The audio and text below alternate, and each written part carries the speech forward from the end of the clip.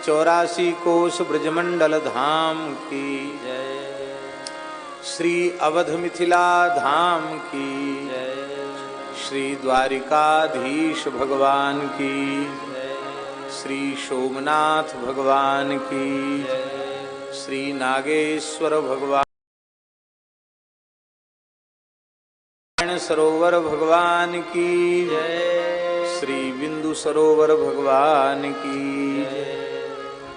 भक्तराज श्री नरसिंह मेहता की जय। श्री देसल भगत की जय। श्री मोहनदासी महाराज की जय। श्री जयंती दासी महाराज की जय। परम पूज्य सद्गुरुदेव पंडित श्री भक्तमाली जी महाराज की जय। परम पूज्य सद्गुरुदेव श्री भक्तमाली जी महाराज की जय। परम पूज्य सद्गुरुदेव भक्तमाली श्री मामा जी महाराज की जय। भक्तमाली श्री मथुरा दास जी महाराज की जय। भक्तमाली श्री गिरधारी दास जी महाराज की जय। भक्तमाली श्री गोविंद दास जी महाराज की जय। श्री चित्रकूट वाले श्री रामायणी जी महाराज की जय। श्री सूर्य प्रकाश दास जी महाराज की जय। परम पूज्य श्री डोंगरे जी महाराज की जय। परम पूज्य प्रातः स्मरणीय संकीर्तन सम्राट श्री प्रेम भिक्षु जी महाराज की जय। परम पूज्य प्रातः स्मरणीय सद्गुरुदेव श्री पहाड़ी बाबा जी महाराज की जय। श्री नृसिंह भगवान की जय। श्री स्वामी अग्रदेवाचार्य जी महाराज की जय। श्री गोस्वामी श्री नाभाजी महाराज की जय। श्री प्रियादासी महाराज की जय। सब संतन की जय। सब भक्तन की जय। सब विप्रन की जय। श्री जोगासर की जय। श्री एकदंत गणपति की जय। श्री गजारूढ़ा भगवती महालक्ष्मी की जय। श्री कृष्ण बलदेव की जय। श्री फूलेश्वर महादेव की जय। श्री काशी विश्वनाथ भगवान की जय। श्री ध्रांगध्रा नगर की जय। श्री भक्तमाल सत्संग महामहोत्सव की जय। श्री राम नाम महाराज की जय। जय जय श्री राधे। जय जय श्री सीताराम। हर हर महादेव। महती कृपा करुणा से प्राचीन ऐतिहासिक आस्तिक धार्मिक सत्संग निष्ठ ध्रांगध्रा नगर में, जहाँ पूज्य सद्गुरुदेव भगवान के श्री चरण कमल प्रायः प्रतिवर्ष विराजमान होते थे, उनकी चरण रस से पुनीत होते थे। कितना, लगभग 35 वर्ष तक है, 35 वर्ष तक लगातार पूज्य श्री महाराज जी यहाँ पधारे। और कौन कौन नहीं पधारे? परम पूज्य पंडित श्री जगन्नाथ प्रसाद भक्तमाली जी महाराज हमारे ब्रज के वृंदावन के मूर्धन्य महापुरुष थे। गृहस्थ परिवेश में रहने वाले वे ऐसे परम भागवत महाभागवत सदगृहस्थ संत थे जिनके चरणों में बड़े बड़े विरक्त संत भी अगाध श्रद्धा रखते थे। हमारे वृंदावन के महान सिद्ध संत, गौ संत सेवा निष्ठ, भजन निष्ठ पूज्य श्री सुदामा दास जी महाराज, जब तक उनका शरीर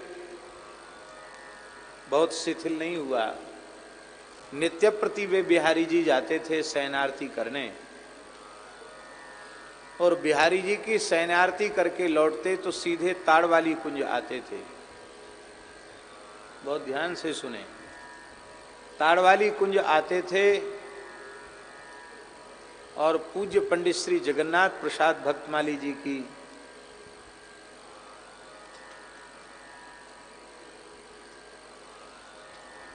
लगभग 1 घंटे चरण सेवा करते थे नित्य प्रति। पीठ, कमर, चरण, हाथ सब दबाना। देखा जाए तो पूज्य पंडित श्री जगन्नाथ प्रसाद भक्तमाली जी गौड़ ब्राह्मण थे, गृहस्थ थे, कोई अचला लंगोटी बांधने वाले विरक्त परिवेश वाले साधु नहीं थे।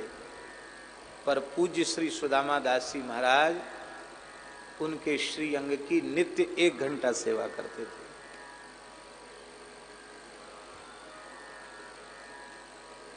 कभी पंडित जी नहीं बोलते, सदगुरुदेव श्री पंडित जी महाराज कहते।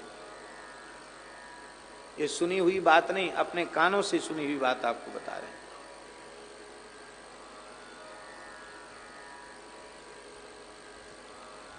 पूज्य श्री मथुरा दास जी भक्तमाली जी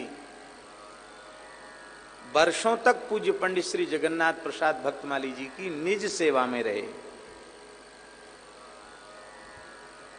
उनका वस्त्र प्रक्षालन से लेकर उनके झाड़ू बुहारू बर्तन अमनिया करना, उनका सामान लाद कर चलना, तो पंडित जी ब्रज के बाहर प्रायः जाते नहीं थे, ब्रज में ही जहां जहां कथा होती सामान लेके चलना। और उन जमानों में लाइट नहीं थी, बिजली नहीं थी, और पंडित जी महाराज भक्तमाल की भागवत जी की कथा होती थी। भक्तमाल की कथा तो प्रायः वृंदावन में होती थी और अन्यत्र भागवत सप्ताह होते थे, तो लगभग 8 घंटे पंडित जी नित्य बोलते थे और लाइट और माइक रहता नहीं था। तो उन 8 घंटों में श्री मथुरा दास जी भक्तमाली जी पंखा लेकर लगातार झलते रहते थे, खड़े खड़े एक करत बयार नाभा मधुर समार सो।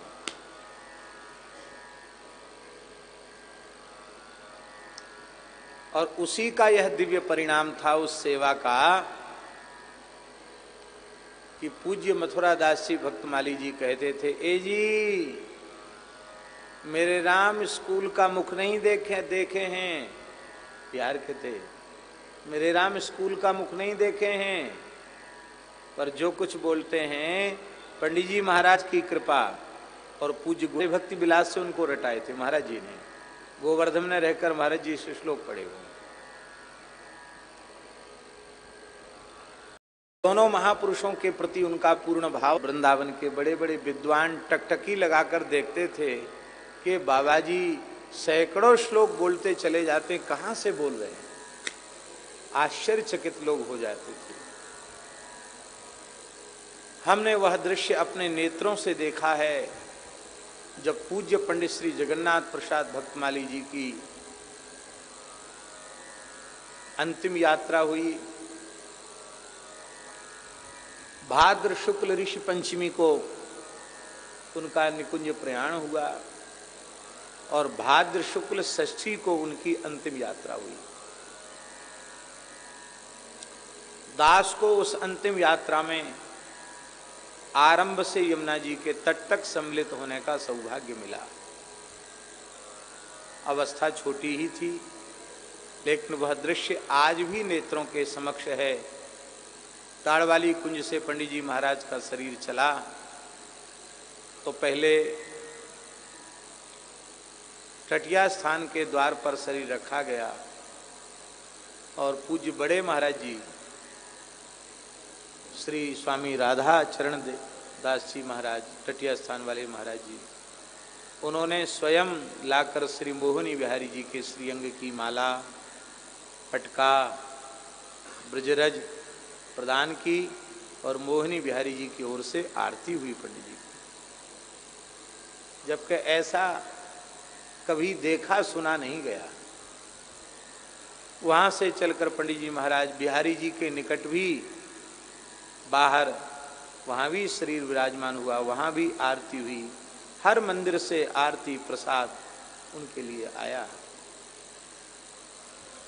ऐसे पूज्य श्री पंडित जी महाराज, जिनकी अंतिम यात्रा में एक और कंधा लगाए हुए थे श्री सुदामा दास जी, तो दूसरी ओर कंधा लगाए हुए थे पूज्यपाद श्री प्रभुदत्त ब्रह्मचारी जी महाराज, तो तीसरी ओर कंधा लगाए थे अयोध्या के श्री लक्ष्मण किलाधीश जी महाराज, और चौथी ओर कंधा लगाए थे पूज्य श्री नृत्य गोपाल दास जी। चार चार विरक्त संत उनको कंधा देकर चल रहे थे। ऐसी वृंदावन की विभूति, जिनको लोभ छू नहीं गया था, अभिमान छू नहीं गया था, जो निरंतर भगवान नाम रूप लीला गुण के रस में सराबोर रहते थे। भारतवर्ष के बड़े बड़े महापुरुषों से लेकर बड़े बड़े उद्योगपति भी उनके चरणों का दर्शन करने आते थे। धर्म सम्राट स्वामी कृपात्री जी महाराज जब जब वृंदावन आते थे, तो जब उनका मन करता तो पंडित जी के यहाँ ताड़वाली कुंज में आ जाते रात बिरात, और पंडित जी तो एकदम विह्वल हो जाते, कहते बस हम तो जिसके लिए आए वो काम करो, हमको कोई भक्त का चरित्र सुनाओ।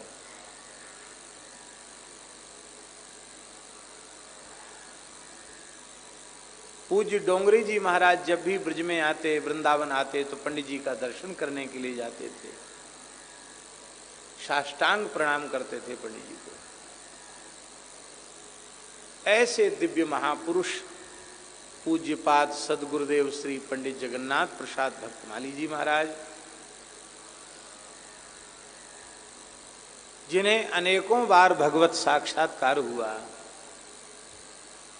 ऐसे पूज्य पंडित जी महाराज, उनका चरणाश्रय सबसे पहले इसी ध्रांगध्रा में रहने वाले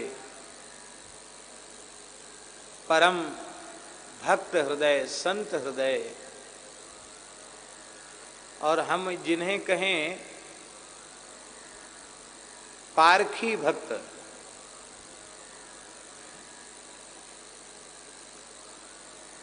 हीरे जवाहरात बहुत मूल्यवान होते हैं, पर इसका कितना मूल्य है,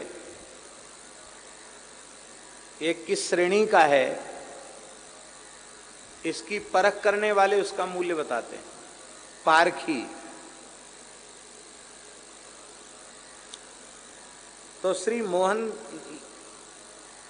दास जी पारीक, मोहनलाल जी शिवलाल जी पारीक, ऐसा शायद पत्र में लिखते थे महाराज जी। मोहनलाल जी शिवलाल जी पारीक, वो पारखी भक्त थे, उनको परख थी महापुरुषों की, इसलिए जैसा तैसा उनके सामने जमी नहीं पाता था। इतनी सूझ थी, इतनी सूक्ष्म उनकी दृष्टि थी, और वे स्वयं स्वामीनारायण परंपरा से जुड़े हुए थे आरंभ से, किंतु विचरण करते हुए जब श्रीधाम वृंदावन पहुँचे और वृंदावन में पूज्यपाद पंडित श्री जगन्नाथ प्रसाद भक्तमाली जी का मंगलमय दर्शन उन्होंने किया, तो उस दर्शन में ही अपना अंतःकरण उन्होंने पंडित जी के चरणों में अर्पित कर दिया और स्वीकार कर लिया कि यहाँ किसी भी प्रकार का दंभ नहीं है, दिखावा नहीं है, यहाँ झूठ छल कपट नहीं है, यहाँ जो कुछ है एकदम खरी बात है, एकदम सच्चाई है। सद्गुरु तत्व का उन्होंने दर्शन किया और दर्शन करके पूर्ण निष्ठा से पंडित जी के वे शिष्य हो गए, शरणागत हो गए। और उनकी शरणागति का ये दिव्य प्रभाव हुआ कि ध्रांगध्रा में संतों का, वृंदावन के संतों का, अयोध्या और चित्रकूट के संतों का आवागमन आरंभ हुआ।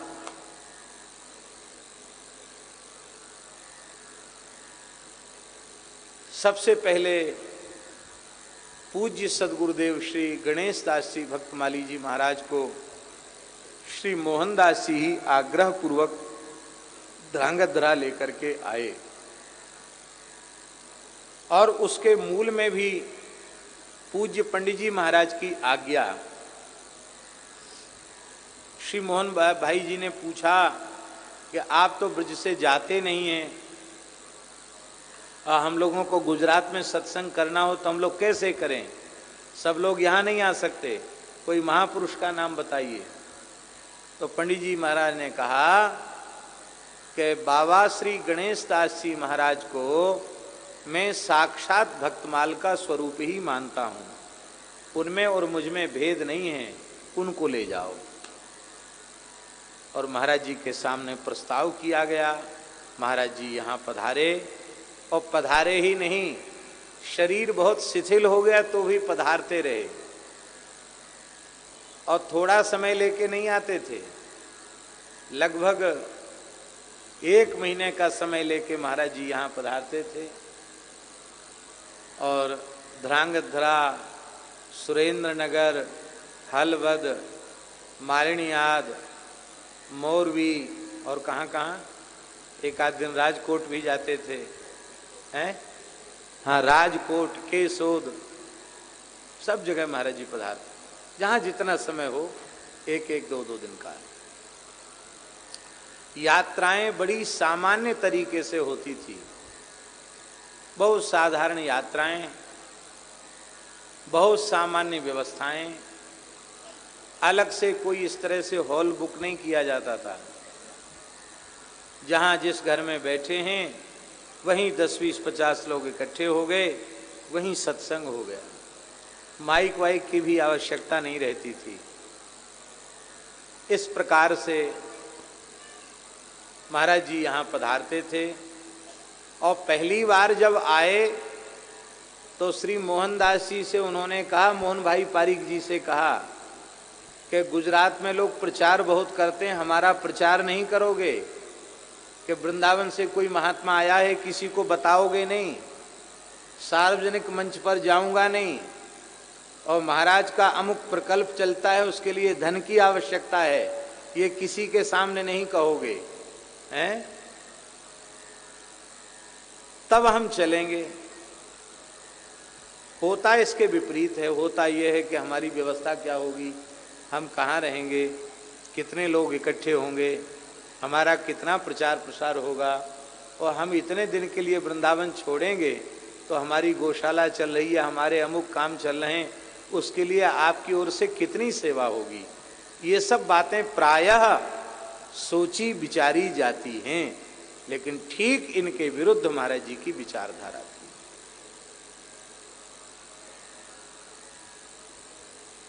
जो किराए के मकान में रहते थे, उनके यहाँ चरण पड़े, उनके नए नए मकान बन गए हैं। अलौकिक लाभ तो जो हुआ सो हुआ, लौकिक लाभ भी इतना हुआ कि जिनके यहाँ साइकिल नहीं थी उनके यहाँ 4 पहिया की गाड़ी आ गई, ये लाभ भी हुआ।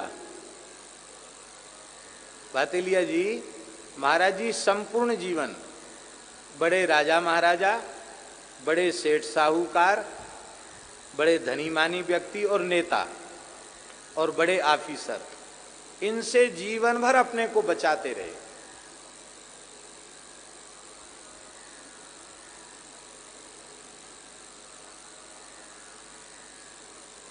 उमा भारती जी मध्य प्रदेश की मुख्यमंत्री थी, उन्हें अपने माता पिता के निमित्त भागवत जी की कथा करानी थी। मुख्यमंत्रित्व काल था उनका, और उन्होंने अपने गृह जनपद टीकमगढ़ में तैयारी की। पूज्य बराना वाले महंत जी ने मध्यस्थता की कि हाँ भक्तमाली जी महाराज कथा कहने आ जाएंगे, और स्वयं आकर उमा भारती जी ने कथा के लिए प्रार्थना की। महाराज जी ने 2 टूक शब्दों में मना कर दिया। नहीं, लोग सोचते हैं कि मुख्यमंत्री यजमान बनकर कथा करा रहा है, पूरी छुट्टी लेकर मुख्यमंत्री सामने बैठेगा, श्रोताओं के बीच में बैठेगा, तो उसको वक्ता लोग प्रायः उपलब्धि मानते हैं। पर महाराज जी ने कहा, ना रूप अच्छा है हमारा, ना रंग अच्छा है, ना आकृति अच्छी है, ना हमारे कंठ का स्वर अच्छा है, हम बहुत अच्छी आकर्षक कथा कहना नहीं जानते।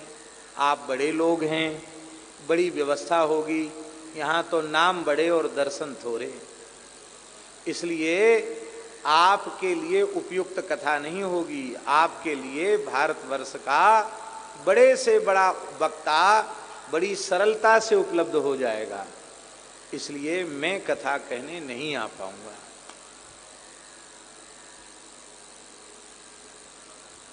और जिस समय में वो कथा चाह रही थी, उसी समय में एक केवट जानते ना, नाव चलाने वाला, केवट जाति का एक बहुत गरीब आदमी था, खेती किसानी करने वाला।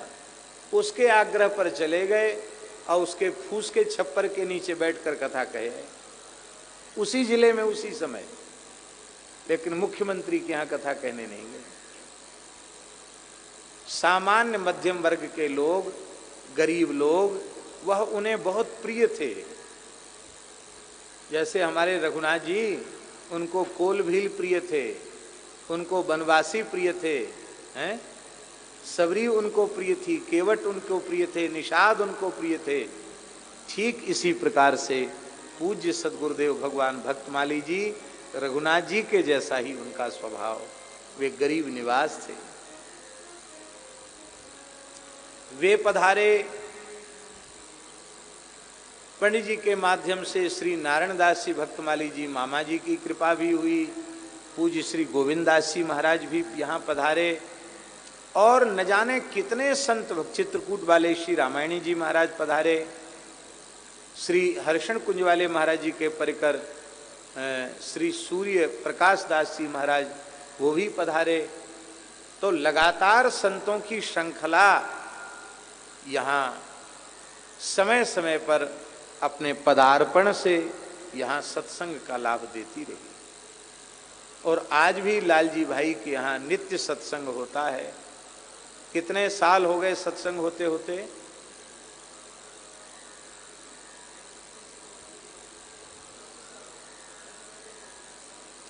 लालजी भाई के घर नित्य सत्संग होते होते 25 वर्ष हो गए। और हाँ, तो 25 और 14 गिन लो, कितना हुआ? 39 वर्ष हो गए। 10-11 साल में स्वर्ण जयंती आ जाएगी धरांगध्रा के सत्संग की। आप सोचो, भले ही 10-5 लोग उपस्थित होते हों, लेकिन नित्य संकीर्तन का क्रम और नित्य सत्संग का क्रम चल रहा है। मारण्याद में भी नित्य कीर्तन और नित्य सत्संग का क्रम चल रहा है। हलवद में भी नित्य संकीर्तन नित्य सत्संग का क्रम चल रहा है। यह वस्तुतः वर्तमान के अर्थ प्रधान भौतिक युग में, जहाँ सबका इष्ट, सबका आराध्य, सबका उपास्य तो रुपया बना हुआ है, धन बना हुआ है।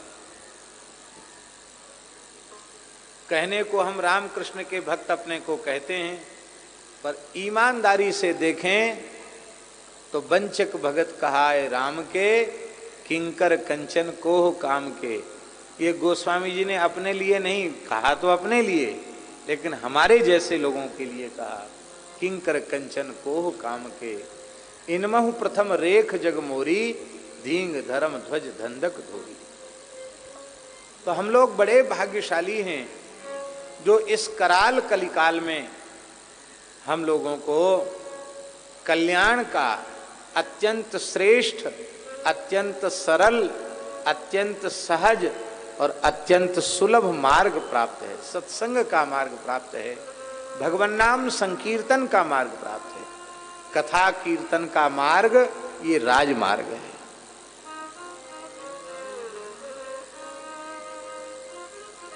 शताब्दी महोत्सव के क्रम में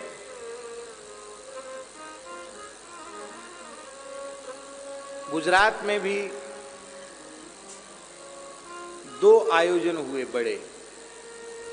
एक द्वारिका में हमारे द्वारिका वाले पुजारी जी का पूरे परिवार सहित उसमें ऐसा समर्पित योगदान नहीं, सूत्रधार ही ये रहे।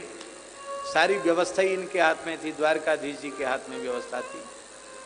बहुत सुख मिला। और दूसरा आयोजन द्वारिका के बाद मालिन्याद में हुआ। द्वारका से तो मालिन्याद आए थे, द्वारका से मालिन्याद आए, मालिन्याद में कार्यक्रम हुआ। उसी समय ध्रांगध्रा का भी एक विचार था, लेकिन पहले तो यह सोचा जा रहा था, जब शताब्दी महोत्सव मन में मनाने का विचार हुआ कि महाराज जी के 100 वर्ष पूर्ण हो रहे, उसको मनाया जाए, तो पहले तो ये विचार हुआ कि महीने में एक कथा कहीं भी, क्योंकि तैयारी भी करनी पड़ेगी, तो 12 महीने में 12 कथा आरंभ वृंदावन से करेंगे और वृंदावन में पूरा करेंगे। तो 2 कथा तो वृंदावन की हो गई और 10 कथा बाहर के स्थलों की हो गई। 12 महीने में 12 कथा करनी है। उन 12 कथाओं के लिए भी कोई बजट नहीं, कोई व्यवस्था नहीं, कोई कमेटी गठित नहीं हुई। शताब्दी महोत्सव की कोई समिति गठित नहीं हुई। नहीं, छोटा मोटा कोई कार्यक्रम करते तो लोग समिति बनाते हैं, कोई समिति गठित नहीं हुई। और साल भर की बजाय कार्यक्रम 1.25 साल चला, 1.25 वर्ष चला कार्यक्रम, 1 साल से अधिक, 1.25 साल, 1.5 साल, 1.25 साल तक तो कार्यक्रम चला लगातार। और एक कार्यक्रम से दूसरे कार्यक्रम में पहुंचने के लिए केवल यात्रा का ही समय रहता था, दूसरा समय नहीं। महीना में एक कार्यक्रम की जगह 4-4 कार्यक्रम महीना में हुए। और कई बार हम सोचते थे कि श्रोता लोग तो कैसे पहुंचेंगे, हम तो हवाई जहाज से उड़ के पहुंच जाएंगे कथास्थल पर इतना सब लोग पहुंचे, कैसे पहुंचेंगे। लेकिन भगवान जाने क्या ये सब सिद्ध थे या चमत्कारी थे।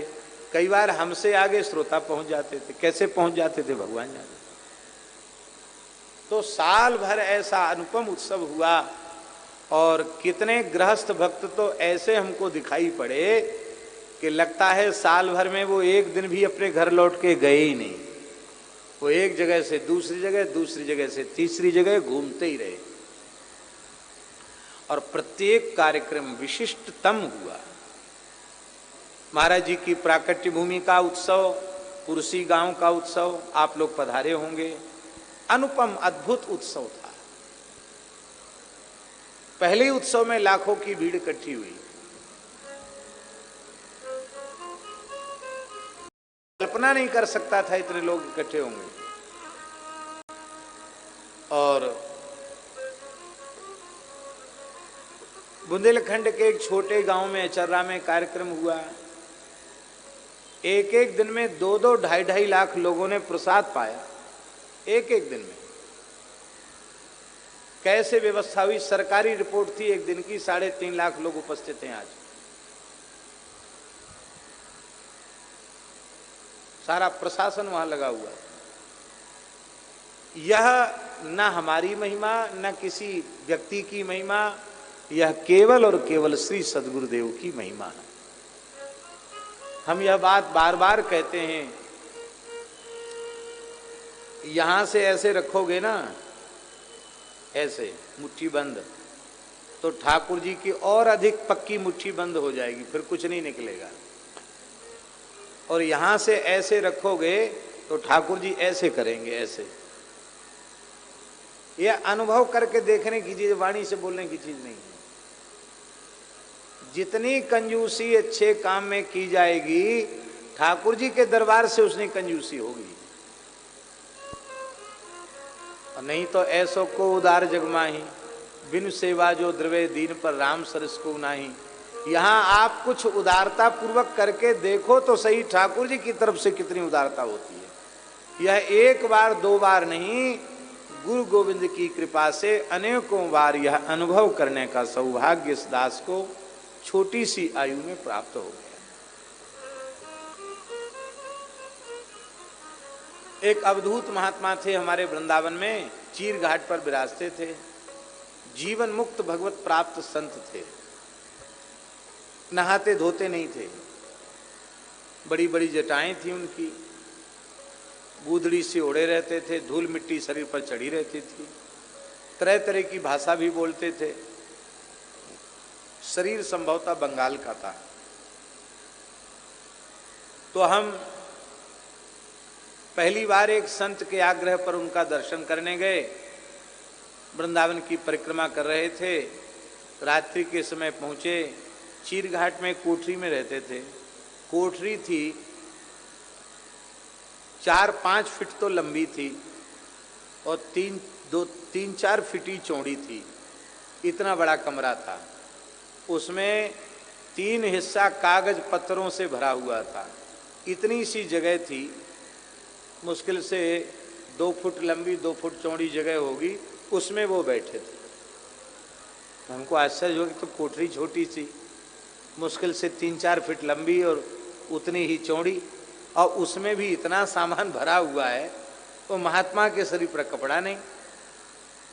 तो मैंने पूछा, एक ब्रजवासी थे, मैंने कहा ये कहाँ इतना कचरा क्यों भर रखा? बोले कचरा नहीं है, बाबा घूमते रहते हैं, कोई रामचरितमानस का पन्ना, गीता जी का पन्ना, अथवा कोई ठाकुर जी का चित्रपट या किसी संत का चित्रपट इनको कहीं दिखाई पड़ जाता है, उसको सिर से लगा के लाते कोठरी में रख देते हैं, उसी का ये सब ढेर इकट्ठा हो रहा है। तो हमने उनको प्रणाम किया और प्रणाम करके कहा कि कोई सत्संग की बात बताइए। तो वे महापुरुष बोले कि आज तुम अपनी इच्छा से नहीं आए हो, किसी के कहने से आए हो, और तुम्हारा मन भी नहीं था, इसलिए आज हम आपसे कोई बात नहीं करेगा, आज तुम चले जाओ।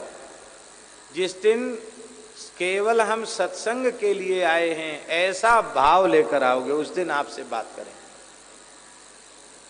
तो हमको बड़ा आश्चर्य हुआ कि पहली बार हम गए और इन्होंने, वस्तुतः सच्ची बात यही थी, वो महात्मा हमसे कह रहे थे चलो दर्शन करो, और हम कह रहे थे बहुत रात हो गई, कहाँ जाएंगे, फिर कभी देख लेंगे। बोले नहीं महाराज, एक बार तो चल के देखना चाहिए कैसे महात्मा हैं। साथ वाले हमारे संत कह रहे थे आपके साथ परिक्रमा में इसलिए देर लगती है, यहाँ महात्मा के यहाँ चले गए, वहाँ महात्मा के यहाँ चले गए, 2 घंटे की परिक्रमा 4 घंटा में होती है, अब 9 तो यहीं बज गए हैं, अब कब पहुँचोगे 12 बजे आश्रम में। तो साथ वाले भी मना कर रहे थे, लेकिन फिर भी हम वहाँ चले गए, लगभग रात्रि को 11 बजे पहुँचे वहाँ, कार्तिक का महीना था। तो तब उन्होंने ये बात कही कि तुम्हारी इच्छा नहीं थी, कहने से आए हो, और सत्संग का भाव नहीं था तुम्हारा, इसलिए तुमसे बात नहीं करेंगे, फिर जब आओगे तब बात करेंगे। तो फिर एक बार हमने रसिक माधव दास जी से उनका नाम लिया, बोले हम भी चलेंगे दर्शन करने। तो रसिक माधव दास जी, अपने राम, दीनबंधु दास जी और भी 1-2 संत थे, हम लोग गए बाबा जी का दर्शन, इसी संकल्प को लेके गए कि हम दर्शन करेंगे, सत्संग करेंगे। वहाँ बहुत सत्संग की बात उन्होंने बताई। तो उनकी एक बात जो याद आ गई वो हम कहते हैं। उन्होंने कहा वृंदावन के बाहर क्यों जाते हो, हमसे कहा वृंदावन के बाहर क्यों जाते हो। हमने कहा लोग बुलाते हैं, सत्संग के लिए तो जाना पड़ता है। तो उन्होंने कहा प्यासा कुएं के पास जाता है कि कुआं प्यासे के पास चल के जाता है। जिनको सत्संग की प्यास होगी वो यहीं आके सत्संग करेंगे, क्यों भटकते हो। हम चुप हो गए, फिर कोई उत्तर नहीं था हमारे पास, हम चुप हो गए। तो रसिक माधव दास जी ने कहा कि महाराज जी यहाँ भी मलुक पीठ बड़ा आश्रम है, और इस समय कुछ कर्ज भी है आश्रम पर, खंडहर जैसा पड़ा था, कुछ उधार भी देना है, ओरछा में भी आश्रम है, वहाँ का भी खर्च गौशाला का आश्रम का यहीं से चलता है। उस समय जड़खोर गौशाला नहीं थी, सूर्यश्याम गौशाला में भी सेवा करनी होती है। रसिक माधवदास जी ने कहा महाराज जी की कई संस्थाएं हैं, उस संस्थाओं में कुछ न कुछ सेवा का भार रहता ही है, और महाराज खर्चीले ज़्यादा हैं तो कुछ न कुछ सिर पे अर्थ का भार रहता है। तो ये भी एक कारण है कि उनको बाहर जाना पड़ता है। तो वो महात्मा बोले जोड़ के बताओ कितना महीने का खर्च लगता है। अब हम तो चुप केवल सुन रहे थे। रसिक जी थोड़ी देर चुप रहे और बोले कि 3 लाख रुपए लग जाता होगा महीने का, ऐसा उन्होंने सोच, ऐसी पता नहीं कैसे क्या हिसाब जोड़ा।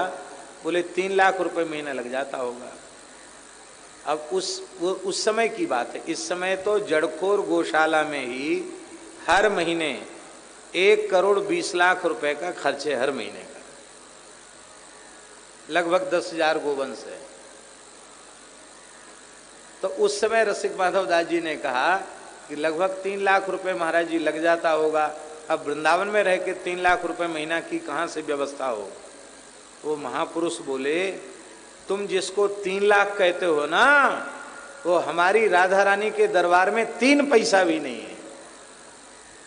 उन्होंने कहा जिसको तुम 3 लाख कहते हो वो हमारी राधा रानी के दरबार में 3 पैसा भी नहीं है। और उन्हीं का ये वचन था,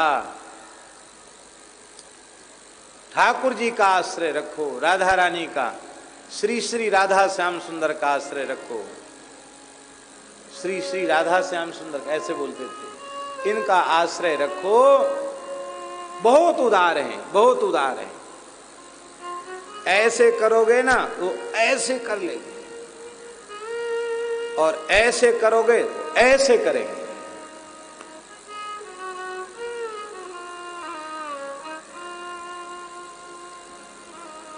फिर मैंने उनको कहा कि महाराज जी कुछ हमारे वयोवृद्ध महापुरुष हैं, उनके लिए और संतों की आज्ञा से हमको जाना पड़ता है। बोले तो कोई बात नहीं, संतों की आज्ञा से जाना पड़ता, महापुरुषों के लिए जाना पड़ता तो कोई बात नहीं। फिर एक ब्रजवासी को बुलाया उन्होंने, बोले कागज लाओ कलम लाओ, इनका पता लिखो। उनको क्या मतलब, अवधूत महात्मा पता लिखने से क्या मतलब उनको। तो उस ब्रजवासी ने कहा कि बाबा आपको कहा जरूरत पड़ेगी पतो लिखवे की, मैं बाबा खूब जानूं, इनको स्थान जानूं, बंसीवट मोहल्ला में सुदामा कुटी के सामने है, मैं खूब जानूं, पतो लिखवे की क्या जरूरत है। नहीं नहीं लिखो, पता लिखो, पूरा पता लिखो। पूरा पता लिखा। बोले फोन नंबर लिखो, उस समय मोबाइल नहीं चला था, फोन नंबर लिखो। तो लैंडलाइन वाला फोन नंबर भी लिखा। तो हमने पूछा, हमने कहा बाबा ये किस लिए लिख रहे हो। बोले हमको आना है मलुक पीठ। तो हमने कहा आपको आना है तो आप आज्ञा करो तब हम आपको लेने आ जाएंगे, आपको पता लिखने की क्या। नहीं नहीं नहीं, हम अपने ढंग से आएंगे, तुम्हारे लाने से नहीं आएंगे, अपने ढंग से आएंगे। तो हमने कहा बाबा संकेत करो आप कब आएंगे। बोले आज के तीसरे दिन हम आ जाएंगे।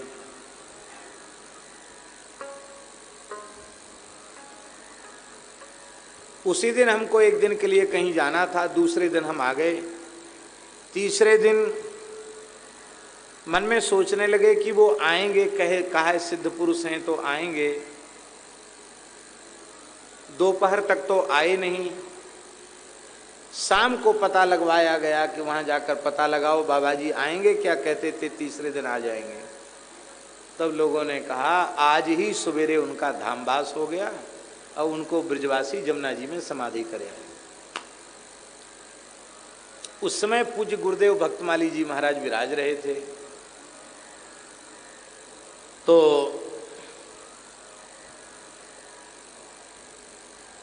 मैंने कहा महाराज जी ऐसे ऐसे। महाराज जी बोले महात्मा तो आ गए।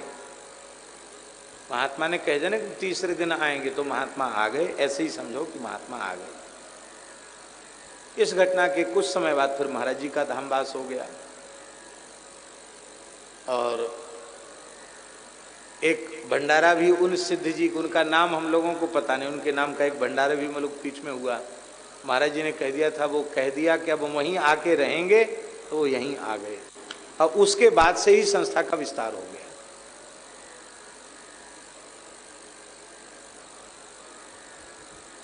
तो राम जी शायद यह बात प्रवचन मंच से हमने पहली बार कही होगी जो आज कह रहे हैं। भगवान के लिए कोई भी कार्य कठिन नहीं है। भगवान सर्व समर्थ हैं, पर उनकी सर्व सामर्थ्य में, उनकी अचिंत्य सामर्थ्य में हमारी श्रद्धा हो जाए, हमारा विश्वास हो जाए, तो श्रद्धा विश्वास दृढ़ होते ही ऐसी घटनाएं घटने लग जाती हैं जिनको लोग चमत्कार कहते हैं। और चमत्कार कुछ नहीं है, भगवान में श्रद्धा और विश्वास का ही वह प्रभाव है कि अतीन्द्रिय घटनाएं जो हम अपने मन मस्तिष्क में सोच नहीं सकते, विचार नहीं सकते, ऐसी ऐसी घटनाएं घट जाती हैं। और ऐसी घटनाओं की अनुभूति हमको पूज्य गुरुदेव श्री भक्तमाली जी के उस शताब्दी महोत्सव में हुई। अंतिम महोत्सव सुमेरु महोत्सव जड़खोर गोधाम में हुआ। परम श्रद्धेय पूज्य स्वामी श्री गुरु शरणानंद जी महाराज ने व्यासपीठ पर विराजमान होकर के कथा कही। आप लोग भी पधारे थे नहीं गए। वह भी अपने आप में सुमेरु महोत्सव जैसा नाम था। हकू भाई गए थे सुमेरु महोत्सव में, आप लोग भी नहीं गए। तो जैसा नाम था सुमेरु, वैसा ही वह सुमेरु महोत्सव हुआ।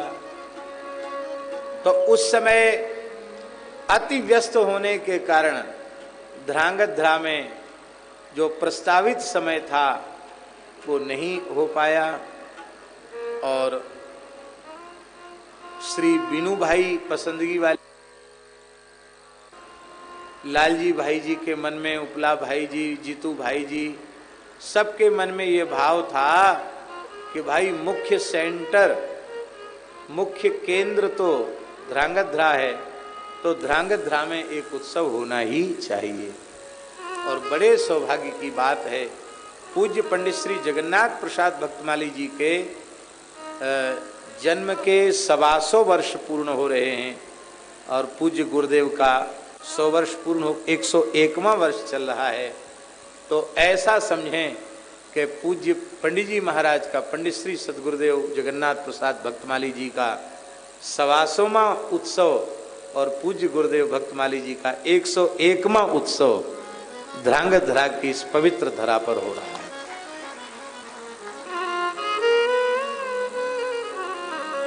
यहाँ के राजा भी बड़े भक्त थे। ठाकर सिंह भाई सुनाते थे कि गिरनार में कोई बंजारा गया और ऐसी जगह गया कि वहाँ बहुत संतों की धुनी लगी हुई थी और एक धूना खाली था गुफा में। तो उस धूना को देख करके वो महात्मा ने कहा, देखो यहाँ कोई आ नहीं सकता पर तुम आ गए हो। तो कहाँ के? बोले हम ध्रांगध्रा के। बोले जाओ ध्रांगध्रा के राजा को कहना कि तुम्हारा धूना कब तक खाली रहेगा। तो बात है ना ऐसी प्रसिद्ध, ठाकर सिंह भाई के द्वारा हमने सुनी। तो वह व्यक्ति आकर के उसने जैसे ही महाराज को कहा, महाराज ने तत्काल प्राणायाम चढ़ाकर योगियों के समान प्राण त्याग दिया और तत्काल वार्ता होती देह त्याग दिया और वो वहां जाके पहुंच गया, अपने धूना पर पहुंच गया। इसका मतलब यहाँ के राजा भी योगी थे।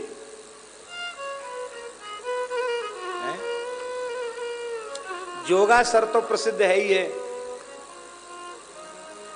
बड़वार की गाय, वहां महात्मा गुफा में बैठ के भजन करते थे। सिद्ध पुरुष उनको दूध दे के आती थी और वो विचार में रहता था कि कहाँ है, कहाँ चली जाती गाय। पीछे से आया तो महात्मा मिल गए। अरे इन्हीं के यहाँ ये महात्मा कमंडल रख देते हैं, सब दूध गिर जाता है। तो महात्मा ने कहा चलो तुम्हें हमारा दर्शन हो गया, अब कुछ कीमत तो तुम्हारे दूध की हम देंगे ही। तो एक पत्थर उठा के उसको दे दिया और डर के मारे ले तो लिया उसने पत्थर, कहाँ फेंके क्या करे।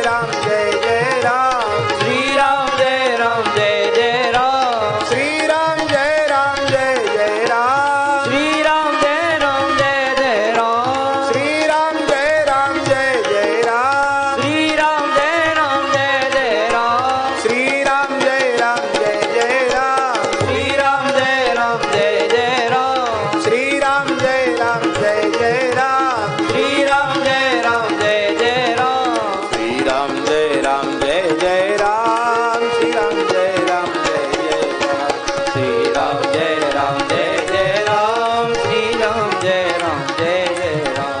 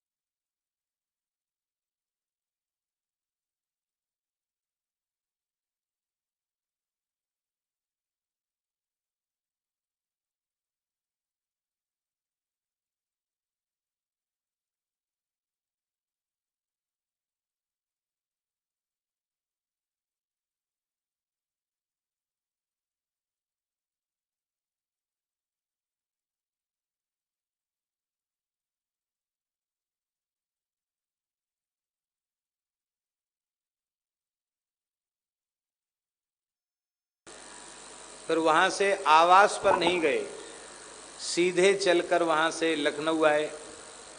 लगभग रात्रि को 12 बजे लखनऊ पहुंचे और जहां रुके थे वहां 1 घंटे 1 बजे के करीब विश्राम में गए और फिर 2 बजे रात को फिर उठ गए। 1 घंटे विश्राम करके फिर उठ गए, स्नान आदि करके 3:45 बजे एयरपोर्ट पहुंच गए। और फिर कल 7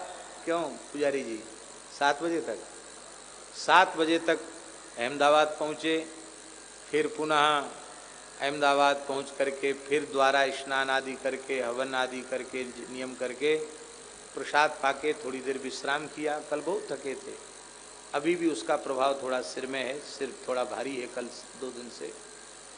तो कल रात्रि को यहाँ आए और आज से फिर यहाँ भगवत कृपा से सेवा आरंभ है। और यहाँ 20 को पूर्ण 20 को ही चलकर 21 को ओरछा, फिर ललितपुर पहुंचकर 23 तारीख से ललितपुर वाले महाराज जी का वार्षिक उत्सव, 1 वर्ष उनके भगवत धाम प्रयाण को पूर्ण हो रहा है। 108 श्रीमद् भागवत के पारायण हैं और भारतवर्ष के अनेक पूज्य संत महापुरुष वहाँ पधारेंगे। वहाँ 1 वर्ष से अखंड संकीर्तन भी चल रहा है, क्योंकि हमारे मन में आए कि महाराज जी की स्मृति में वर्ष भर का कौन सा उत्सव, तो कीर्तन से श्रेष्ठ तो कुछ है ही नहीं। तो अखंड कीर्तन वहाँ चला,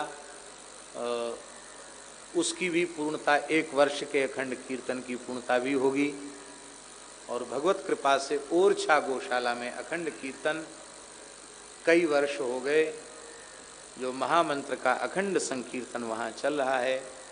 2007 से मलुक पीठ में भी चल रहा है और भगवत कृपा से जड़खोर गोधाम में भी अखंड संकीर्तन चल रहा है। तो यहाँ 1 वर्ष का अखंड कीर्तन रखा था, वो पूर्ण हो जाएगा।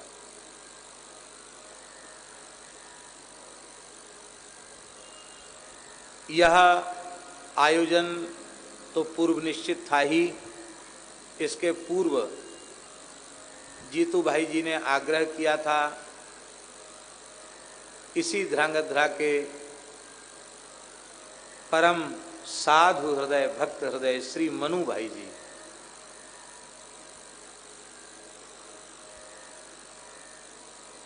हम लोग तो मनु भाई को साधु भाई ही कहते थे, वो साधु भाई ही थे और खूब नाम जापक थे, खूब नाम जपते रहते थे, बहुत सीधे हैं।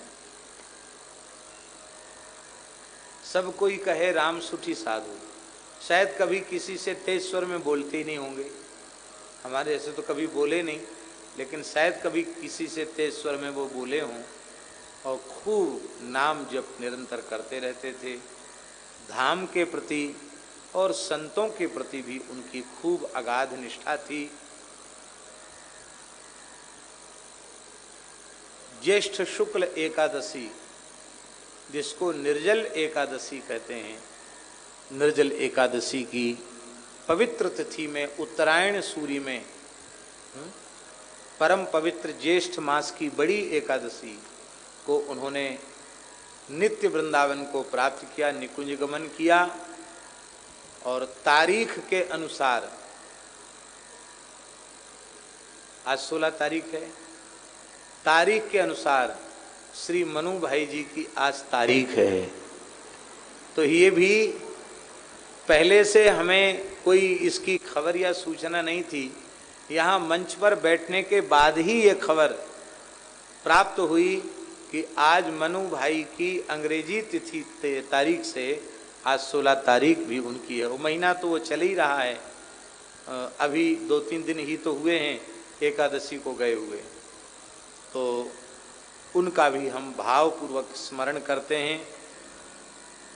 अब ये था कि ये कथा हो कि मनु भाई जी वाली कथा हो, तो फिर बड़ी उदारता दिखाते हुए जीतू भाई जी ने कहा कि नहीं, पहले सब लोगों का जो मन है वो कथा होनी चाहिए, और फिर मनु भाई के निमित्त वृंदावन में कथा होगी या ध्रांगध्रा में होगी, इसको ठाकुर जी ही जाने। एक भाव तो सबका ये है कि वृंदावन में कथा हो, तो वृंदावन में कथा होने से यहाँ के लोगों को वृंदावन जाने का अवसर मिलेगा। और दूसरा भाव ये है कि वृंदावन के सब संत तो यहाँ आ नहीं सकते, जिनको जो धामनिष्ठ हैं, धाम के बाहर जाते ही नहीं, वो कैसे आएंगे यहाँ। लेकिन यदि कार्यक्रम उनके निमित्त वहाँ होता है तो साधु सेवा का एक विशेष अवसर, संतों के दर्शन का, संतों की सेवा का विशेष अवसर प्राप्त होगा। भक्तमाल की कथा का क्रम 2007 से चल रहा है। 2007 नहीं, गलत। पूज्य गुरुदेव भगवान उस समय विराजमान थे। श्री मथुरादास जी भक्तमाली जी महाराज का शरीर 2004 या 2004 में उनका शरीर पूरा हुआ, पूज्य मथुरादास जी भक्तमाली जी का। और उनके निमित्त जो कथा आरंभ हुई थी, उससे भक्तमाल के उत्तरार्ध से क्रमशः प्रवचन चल रहा था। भक्तमाल की कथा जहाँ होती थी उसी क्रम से हम बोलते थे। वह क्रम जन्म शताब्दी महोत्सव में तीर्थराज प्रयाग में जाकर पूर्ण हुआ 2018 में। प्रयाग में जाकर के वह पूर्ण हुआ और फिर उसी शताब्दी महोत्सव के क्रम में पूर्वार्ध से श्री अयोध्या कनक भवन से आरंभ हुआ। तो इस बार अयोध्या जी में पूज्य श्री महंत नृत्य गोपाल दास जी महाराज के 81वें जन्मोत्सव के उपलक्ष्य में जो बहुत विराट भव्य आयोजन था, उसमें भक्तमाल के पूर्वार्ध क्रम में छप्पे संख्या 10 तक चरित्र हम कह चुके हैं। और पता नहीं हमारी स्मृति कैसी कमजोर स्मृति है, हमको यहाँ आने के बाद ये पता नहीं था कि हमको क्या कहना है। भक्तमाल की कथा है कि भागवत की कथा है, क्या पता नहीं था। तो कार्ड भी हमने यहाँ आने के बाद देखा। तो मंच पर बैठने के बाद हमने उपला भाई जी से पूछा कि क्या कहना है। इन्होंने कहा कि जो क्रम आप अयोध्या जी तक कहे उसी क्रम को कहिए। तो ये हमारे मन की बात हो गई, हमको अच्छा लगा। अयोध्या जी की कथा तो आप लोगों ने टीवी पर सुनी ही होगी, और उस छप्पे छंद का हम उच्चारण कर लेते हैं और इसके बाद जो कथा कहनी है उस कथा को कहेंगे। बोलो भक्तवत्सल भगवान की जय। हम लोग बड़े भाग्यशाली हैं कि पूज्य श्री बारह घाट वाले महंत जी महाराज इसी क्षेत्र में कृपा करके पधारे थे। डाकोर जी में दाऊजी मंदिर में विराट यज्ञ था। श्री टीला द्वाराचार्य मंगल पीठाधीश्वर यज्ञ सम्राट श्री स्वामी माधवाचार्य जी महाराज के द्वारा यज्ञ था और श्री स्वामी राम नारायणाचार्य जी महाराज और श्री स्वामी बालकदास जी महाराज के विग्रह की प्राण प्रतिष्ठा भी थी।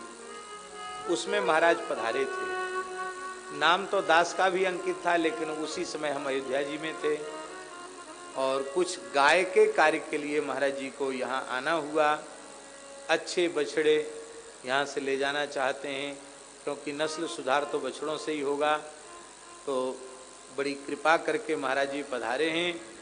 हमारा भाव तो ये था कि पूरे 5 दिन महाराज जी की सन्निधि मिलेगी और थोड़ा उनका वक्तव्य भी सुनने का अवसर मिलेगा, लेकिन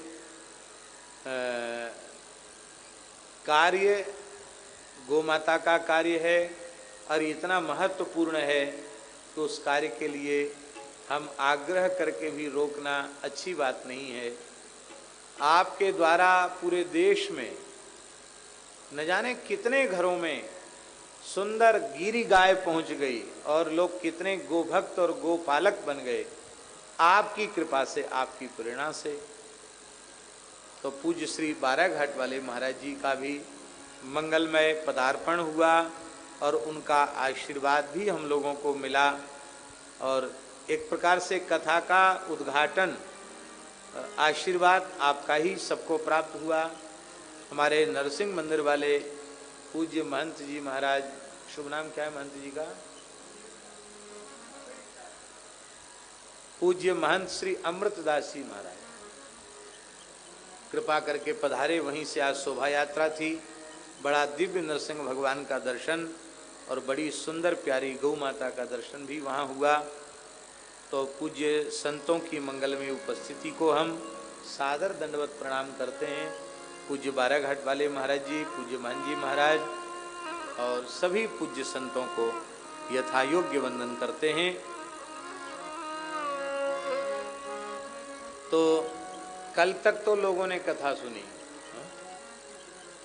यद्यपि हम शरीर से कल उपस्थित नहीं थे, लेकिन कल उसी कथा का एक भाग कल लाइव में चलाया गया, तो इसलिए कथा तो लोगों ने कल तक सुनी और आज पुनः कथा आप लोग सुन रहे हैं और इस कथा को भी हजारों लोग सुन रहे हैं, सुनेंगे कि सुन रहे हैं। लाइव चल रही क्या? तो ये कथा भी लाइव चल रही है। कौन सा लाइव होता है? यूट्यूब लाइव होता है, क्या होता है? यूट्यूब लाइव होता है, उसके ऊपर ये कथा चल रही है, तो वो भी लोगों को लाभ मिलेगा, मिल रहा है। छप्पे संख्या 10 हो चुका है, उसी का स्मरण करके फिर आगे के छप्पे का स्मरण करते हैं। पद पंकज बांछो सदा, जिनके हरि नित उर बसे। पद पंकज बांछो सदा, जिनके हरि नित उर बसे। योगेश्वर श्रुति देव अंग मुचकुंद प्रिय व्रत जेता। योगेश्वर श्रुति देव अंग मुचकुंद प्रिय व्रत जेता। प्रथु परीक्षित शेष सूत सौनक पर चेता। प्रथु परीक्षित शेष सूत सौनक पर चेता। सतरूपा त्रय सुता सुनीति, सती सब ही मंदालस। सतरूपा त्रय सुता सुनीति, सती सब ही मंदालस। यज्ञ पत्नी ब्रज नारी, की केशव अपने बस, यज्ञ पत्नी ब्रज नारी, किए केशव अपने बस। ऐसे नर नारी जीते तिन्ही के गाँव जैसे।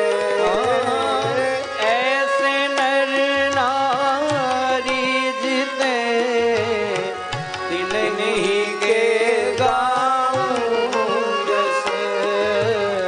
पद पंकज बांछो सदा, जिनके हरि नित उर बसे।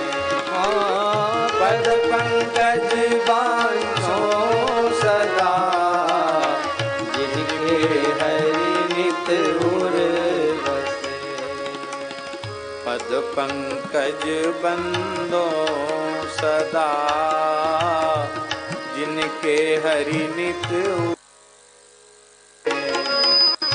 पद पंकज बंदो सदा, जिनके हरि नित उर बसे।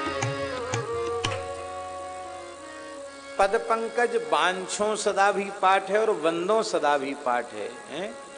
तो इनके चरण कमलों की प्राप्ति हमें हो ऐसी इच्छा हम करते हैं। पद पंकज बांछो सदा, किनके चरण कमलों की प्राप्ति की कामना है? जिनके हरि नित उर बसे, भगवान जिनके हृदय में निरंतर निवास करते हैं। ऐसे नर नारी जीते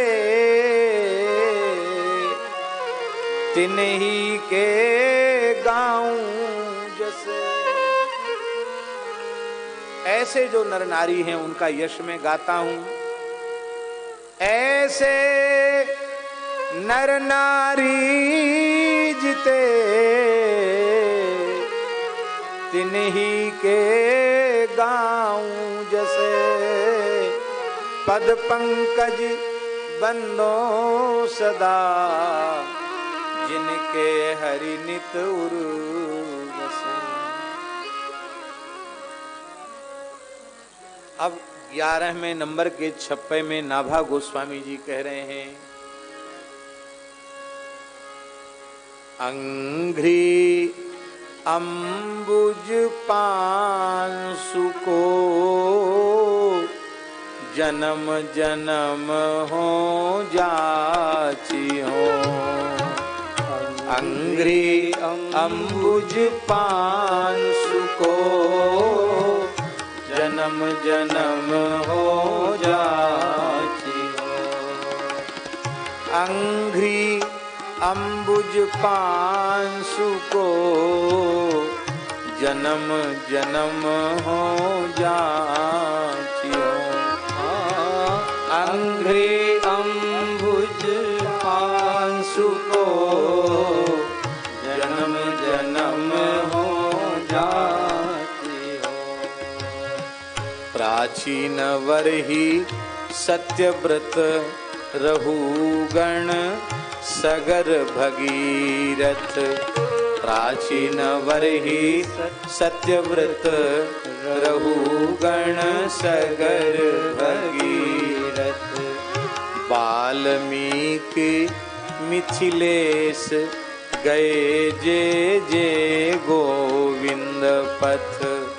वाल्मीकि मिथिलेश गए जे जे गोविंद पथ। रुक्मांगद हरिचंद भरत दधीचि उदारा। रुक्मांगद हरिचंद भरत दधीचि उदारा।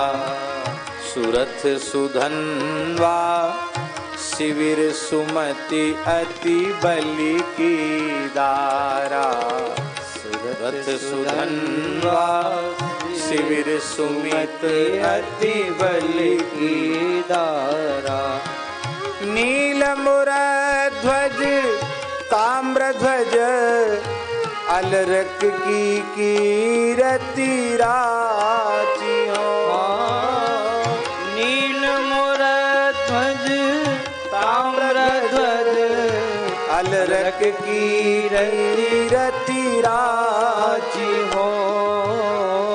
अंघ्रि अंबुज पांसु को जन्म जन्म हो जाती हो। अंघ्रि अंबुज पांसु को जन्म जन्म हो जाती हो। अंघ्रि अंबुज पांसु को जन्म जन्म हो जाती हो। अंघ्रि अंबुज पांसु को जन्म जन्म हो जाती हो।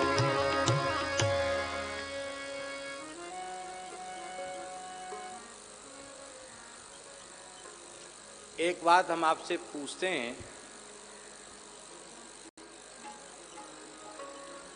पुनर्जन्म चाहिए कि नहीं?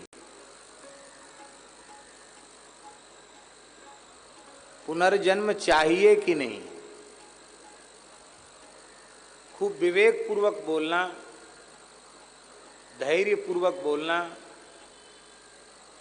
और निर्भीकता पूर्वक बोलना। यहां से नहीं बोलना, यहां से बोलना। पुनर्जन्म चाहिए कि नहीं है? सुनाई नहीं पड़ रहा है? चाहिए। किस लिए चाहिए?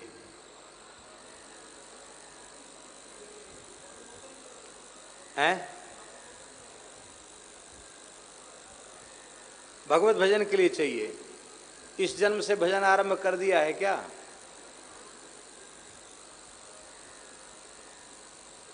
भाई, जो उपलब्ध नहीं है उसकी बात जाने दीजिए, जो हाथ में है उसका हम कितना प्रयोग कर रहे हैं।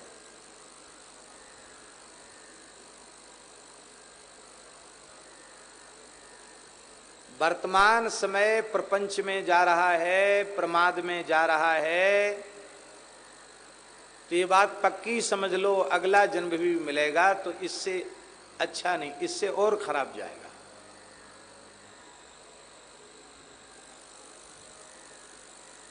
जैसे माता पिता अब मिले हैं ऐसे माता पिता भी नहीं मिलेंगे।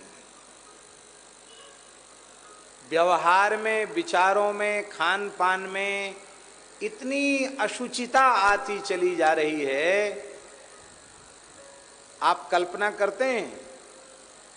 आज से 500 वर्ष पहले श्री गोस्वामी तुलसीदास जी, सूरदास जी, मीराबाई, मलुकदास जी आदि का काल था।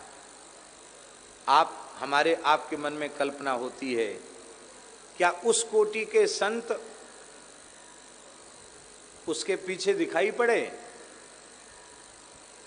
उनके जैसे वे ही थे। फिर जिन महापुरुषों को हमने देखा, हमने दर्शन नहीं किया, कोई दूसरा दिखाई पड़ रहा है? पूरे धरती पर नजर घुमाओ, नहीं दिखाई पड़ रहा है। पूज्य पंडित जी के जैसा कोई दूसरा दिख रहा है? पूज्य भक्तमाली गुरुदेव के जैसा कोई दूसरा दिख रहा है? जिन संतों का हमने दर्शन किया उनके जैसा भी कोई नहीं दिख रहा है, तो आज जो दिख रहे हैं इनके जैसा भी आगे नहीं दिखेगा। आज जो भी उपलब्ध हो रहे हैं उनके जैसा भी 50 वर्ष बाद देखने को नहीं मिलेगा, 100 साल बाद देखने को नहीं मिलेगा। महात्माओं की माला छूट गई, माला की जगह मोबाइल हाथ में आ गया।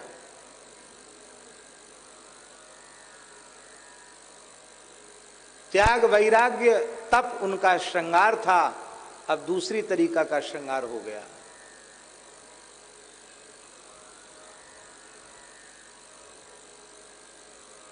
मठ मंदिर भी टीवी और बीवी से बच नहीं पा रहे हैं। त्याग वैराग्य धीरे धीरे समाप्त होता चला जाए।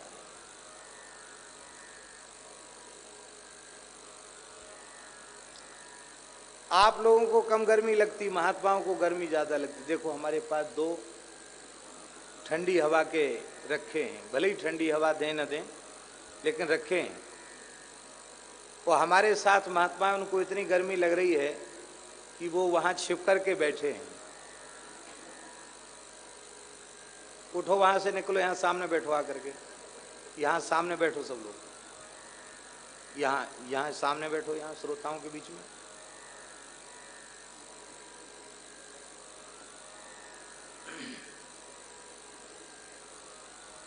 यहाँ नीचे, यहाँ सामने, यहाँ श्रोताओं के पास, यहाँ उधर बैठ जाओ। अनुराग तुम उठो। और कहाँ जगन्नाथ कहाँ गया?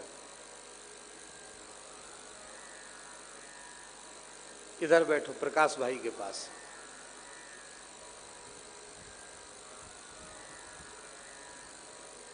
तो ये स्थिति महात्माओं की हो रही है कि उनको पंखा के बिना नहीं रह सकते, हवा के बिना नहीं रह सकते, सत्संग में उनका मन नहीं है। ये महात्माओं की स्थिति हो रही है। जो महात्मा आज दिख रहे हैं वो 50-100 साल बाद नहीं मिलने वाले। फिर आपको पुनर्जन्म क्यों चाहिए?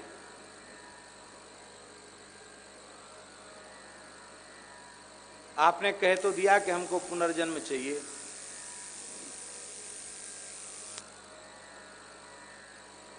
लेकिन यदि वर्तमान जीवन का आप विवेक पूर्वक उपयोग नहीं कर रहे हैं, बहुत ध्यान से सुनिए, वर्तमान जीवन का सावधानी पूर्वक विवेक पूर्वक आप उपयोग नहीं कर रहे हैं, तो यह जन्म भी आपको फिर से मिल जाएगा। इस भ्रम को त्याग दो। भजन बिन सूकर कूकर जैसो, भजन बिन बैल बिराने हुई हो। ये फिर जीवन मिलने वाला नहीं।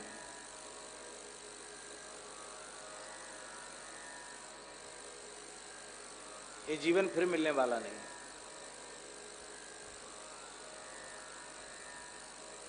अब बोलिए, अब पुनर्जन्म क्यों चाहिए? यदि आप भजन के लिए पुनर्जन्म चाहते हैं तो वर्तमान जीवन में कितना भजन करते हैं ये बताओ। क्या मनवाणी क्रिया से सत्य भाषण करते हैं आप?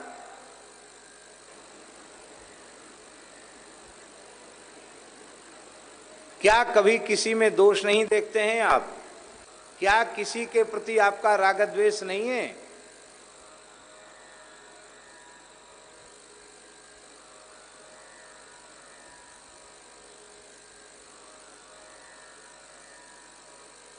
आपके मन में धन की कामना, स्त्री की कामना तो नहीं है? रोटी कपड़ा मकान तो आपको नहीं चाहिए? मान बढ़ाई पद प्रतिष्ठा तो आपको नहीं चाहिए? यदि यह सब नहीं चाहिए तो आप भजन कर सकते हैं, नहीं तो भजन नहीं कर सकते। और यह जन्म यदि भजन के बिना बीत गया तो दूसरा जन्म भी भजन के लिए नहीं मिलेगा। मिलेगा दूसरा जन्म, सुअर कुत्ता गधा घोड़ा के रूप में मिलेगा, भूत प्रेत पिशाच के रूप में मिलेगा, मनुष्य रूप में तो नहीं मिलेगा।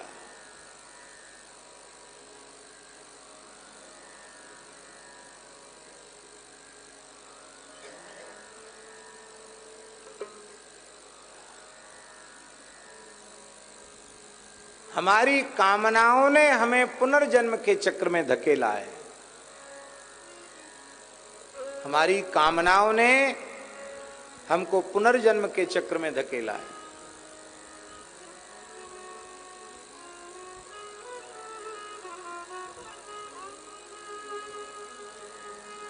अब विचार कर लो कि हमारे भीतर कामनाएं मिट गई क्या?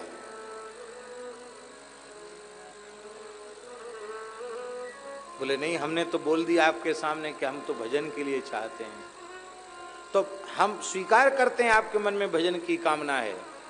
भजन की कामना की बात यह है, जिस चित्त में भजन की कामना होगी उस चित्त में लौकिक पारलौकिक किसी भी वस्तु पदार्थ को पाने की कल्पना स्वप्न में भी नहीं होगी। क्या वैसा चित्त हमारा हो गया है क्या?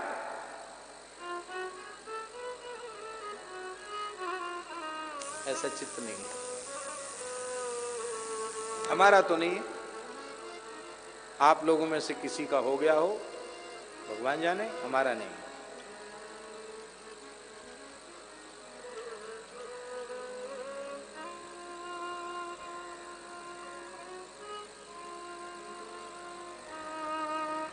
बिनु संतोष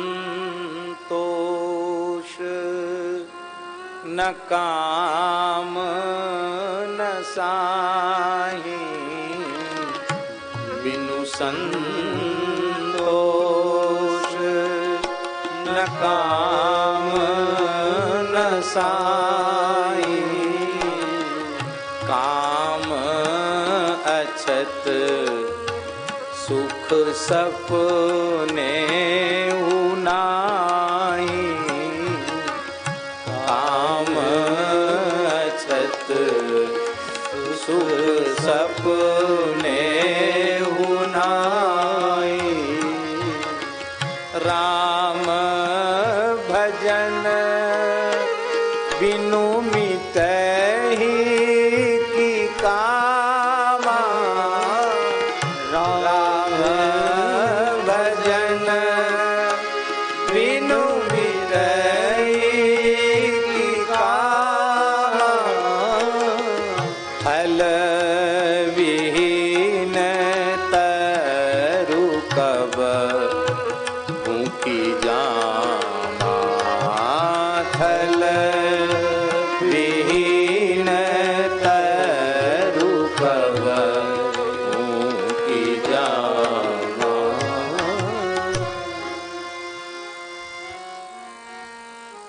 क्या हम हर हाल में संतुष्ट रहना सीखे हैं? हमारी आवश्यकता से अधिक कपड़ा हमको मिलता है फिर भी हम असंतुष्ट हैं। हमारी आवश्यकता से अधिक हमें भोजन मिलता है फिर भी हम असंतुष्ट हैं। हमारे निर्वाह से अधिक धन हमें मिलता है फिर भी हम असंतुष्ट हैं। हमारे निर्वाह से अधिक भूमि हमको प्राप्त है फिर भी हम असंतुष्ट हैं।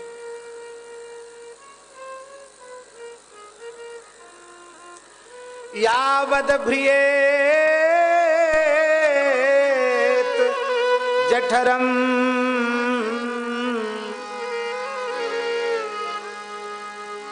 यावद भ्रियेत जठरम तावत् स्वत्वं हि देहिनाम् अधिकं योऽभिमन्येत सस्तेनो दंडमर्हति। उपनिषद का मंत्र भी यही है और भागवत जी का श्लोक भी यही है।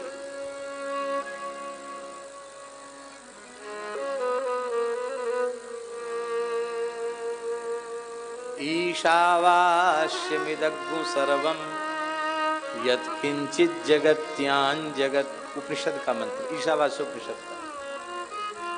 ईशावास्यमिदग्गु सर्वं यत्किंचित् जगत्यां जगत् तेन त्यक्तेन भुञ्जीथा मा गृधः कस्य स्विद्धनम्। इसी का भाव, यावत् भ्रियेत जठरम तावत् स्वत्वं हि देहिनाम्। जितने में हमारा पेट भर जाए उतने पर हमारा अधिकार है। यहां जठर का अर्थ केवल पेट नहीं, पेट माने पूरा व्यवहार, पेट माने संपूर्ण व्यवहार, कपड़ा लत्ता धन सब चीज उसी में आ गए, जठर में ही आ गया सब। अरे संसार के सारे काम पेट के लिए ही तो होते हैं। सब काम पेट के लिए हैं। उदर निमित्तम बहुकृत शोकः।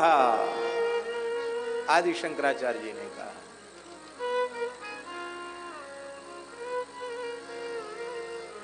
श्री कबीरदास जी कहते हैं, मैं के ही समझाऊं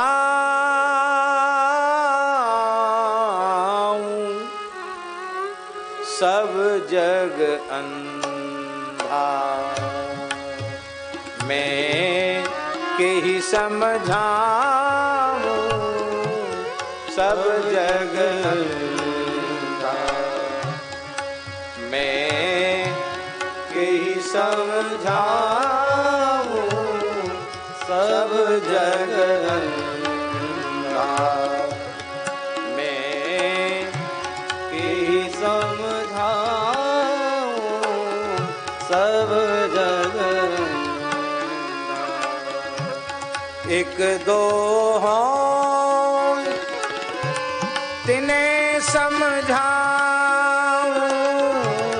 एक दो हों तिन्हें समझाऊं, एक दुई होए उन्हें समझाऊं, एक दुई हों उन्हें समझाऊं, सब ही भुलाना पेट के धंधा, सब ही भुलाना पेट के धंधा, में के ही समझाऊं सब जग अंधा, में के ही समझाऊं सब जग अंधा। पानी के घोड़ा पवन असवरवा, पानी के घोड़ा पवन असवरवा, ढरकी परे जैसे ओस के बुंदा, ढरकी परे जैसे ओस के ढरकी परे जैसे ओस के बुंदा, ढरकी परे जैसे ओस के बुंदा, मैं के ही समझाऊं सब जग अंधा, मैं के ही समझाऊं सब जग अंधा। गहरी नदिया नाव अगम बह धरवा, गहरी नदिया अगम बह धरवा, गहरी नदिया अगम बह धरवा, गहरी नदिया अगम बह धरवा, दियना बारिके हाँ खेवन हारा के पड़ गया फंदा, खेवन हारा की पड़ गया फंदा। ये भवसरिता बहुत गहरी है, ये धार इतनी भयंकर है कि इसको पार करना किसी के बस की बात नहीं, और जो खे करके इसको पार करना चाहता उसको फंदा पड़ गया, हाथ पांव बन गए, वो हिलडुल नहीं सकता। घर की वस्तु, घर की वस्तु नजर नहीं आवे, घर की वस्तु नजर नहीं आवे। दियना बारी के ढूढ़त अंधा, दियना बारी के ढूढ़त अंधा। आंख वाला हो तो दीपक जला के वस्तु को खोज लेगा, और अंधे के हाथ में दीपक हो तो क्या खोजेगा। मैं के ही समझावो सब जग अंधा, मैं के ही समझाओ सब जग अंधा। लागी आग सवे बन जरीगा, लागी आग सवे बन जरीगा। बिनु गुरु ज्ञान भटक गया अंधा, बिन गुरु ज्ञान भटक गया बंदा। कहे कबीर सुनो भाई साधो, कहे कबीर सुनो भाई साधो। एक दिन जाए लंगोटी झार बंदा, एक दिन जाए लंगोटी झार बंदा। में के ही समझावो सब जग अंधा, में के ही समझावो सब जग अंधा।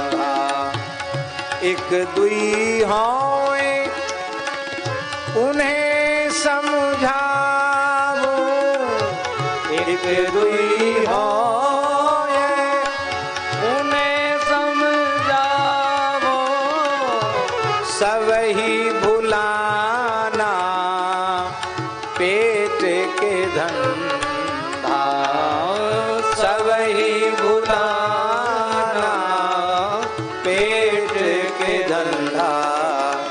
मैं के ही समझाऊं सब जग अंधा, में समझाओ सब जग अंधा।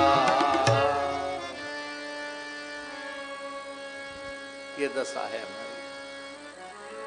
यदि वर्तमान जीवन से हमें ग्लानि नहीं हो रही है, पश्चाताप नहीं हो रहा है, दुख नहीं हो रहा है कि अमूल्य मानव जन्म भगवत अनुग्रह से हमें मिला था और हमारे हाथ क्या लगा, संसार की उपलब्धि यहीं पड़ी रह जाएगी और हमने जो कुछ ऊटपटांग काम किए हैं उन सब का परिणाम हमको मरने के बाद भोगना पड़ेगा।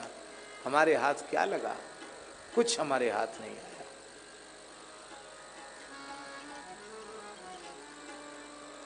ऐसा भीतर से पश्चाताप हो, ग्लानि हो और फिर राग द्वेष से मुक्त हो करके एक एक क्षण का उत्तम उपयोग करते हुए भजन में समर्पित हो जाए।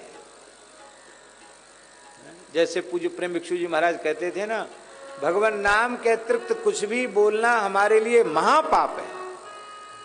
ऐसा हो जाए जीवन।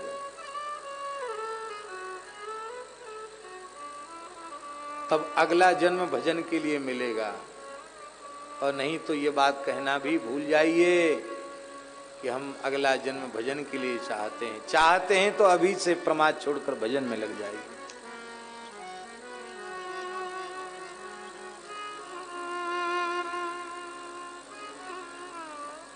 बीत गए दिन भजन बिना रे, बीत गए दिन भजन बिना,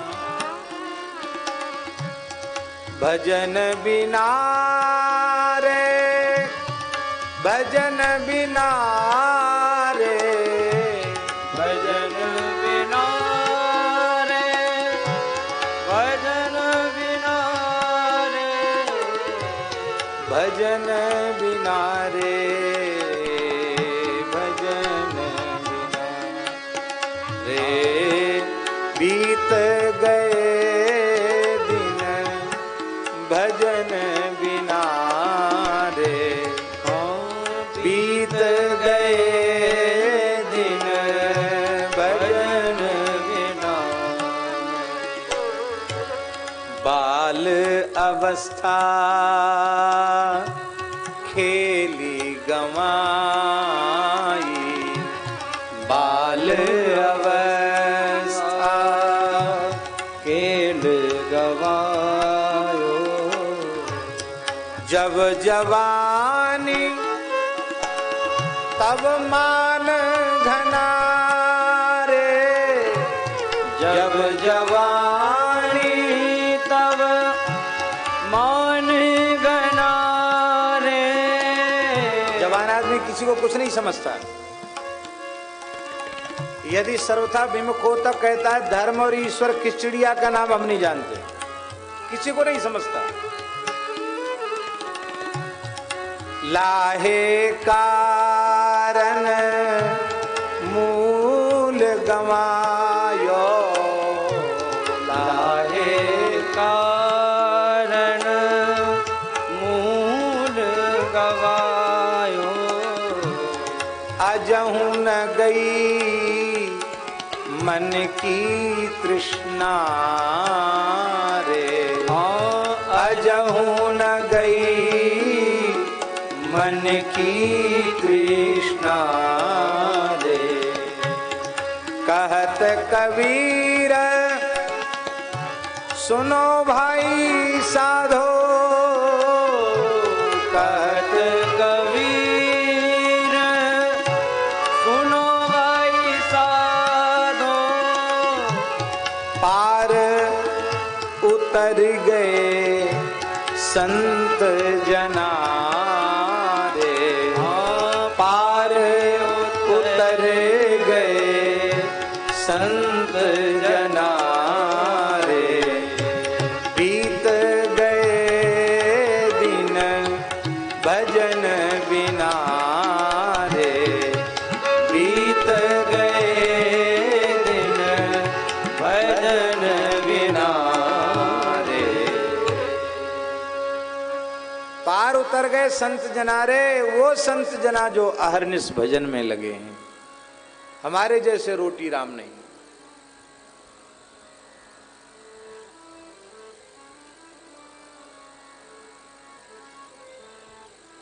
दिवस गमायो खाए के,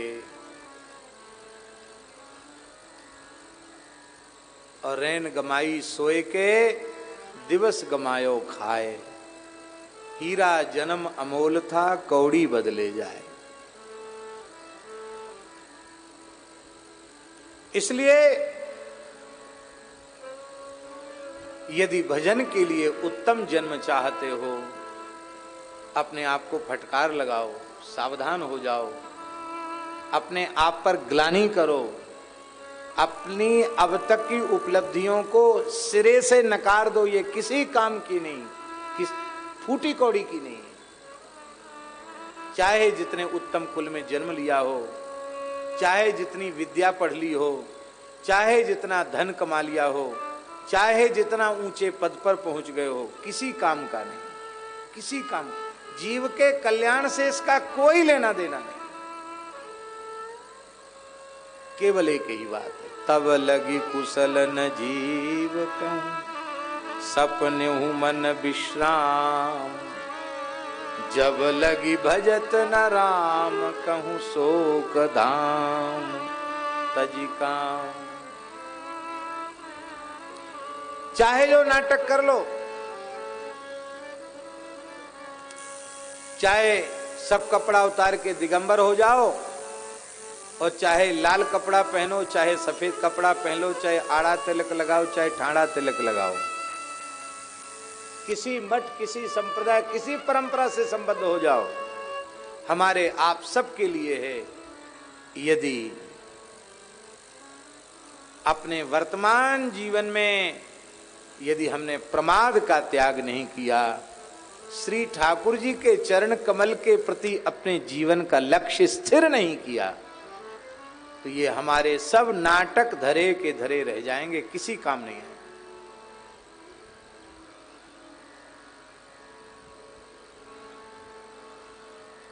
जागू प्यारी अब का सोवे। श्री कबीरदास जी अपनी आत्मा को कह रहे हैं, अरे आत्मा, जीवात्मा, अरे प्यारी जग जा, अब क्यों सो रही है? जागू प्यारी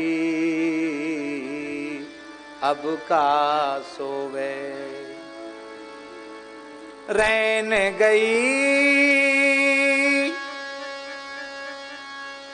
दिन काहे को खोवे।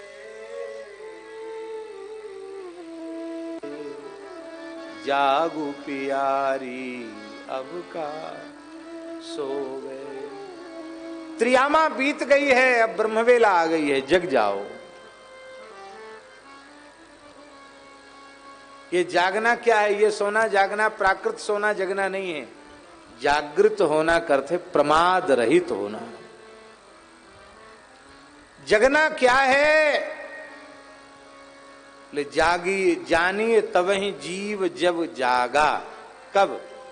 जब संपूर्ण विषयों से वैराग्य हो जाए, शरीर संसार से पूर्ण वैराग्य हो जाए, संसार का व्यवहार उल्टी के जैसा लगे, मल के जैसा लगे, एक ही बात मन में आ जाए, आपने दारुण दीनता सबही कहूं सिरनाय। देखे बिन रघुनाथ पद जिय की जरनी न जाए।